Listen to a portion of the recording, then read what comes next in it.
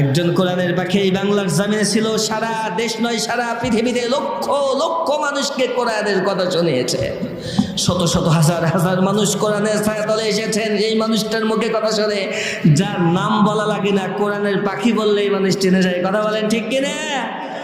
নাম বললে রাগ করবেন, কষ্ট পাবেন?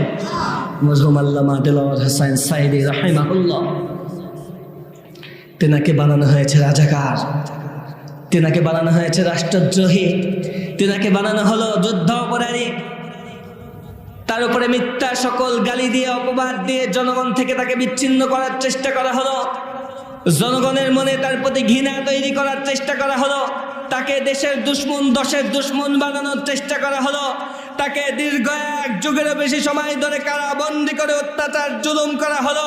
কিন্তু আমার আল্লাহ পাক রব্বুল আলামিন ওই মানুষটার প্রতি মানুষের দিলে এত ভালোবাসা তৈরি করে দিয়েছেন, টেকনাফ থেকে তেতুলিয়া, রূপসা থেকে পাতুরিয়া, সুন্দরবন থেকে বান্দরবান, বাংলার জমিনে এমন কোনো ময়দান নাই ওই কোরআনের পাখিকে আনতে পারলে জায়গা দেওয়া যেত। কথা বলেন ঠিক কিনা?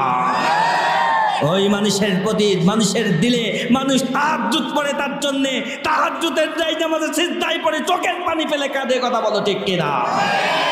সুতরাং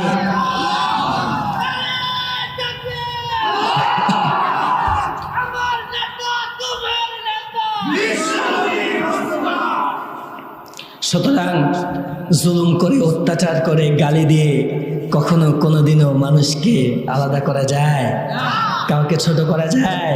আমার রব যদি কাউরে ইজ্জত দিয়ে উপরে তুলে পৃথিবীর সব শক্তি এক হয়ে নিচে টানলেও একটাও টিকবে না। কথা বলেন ঠিক কিনা?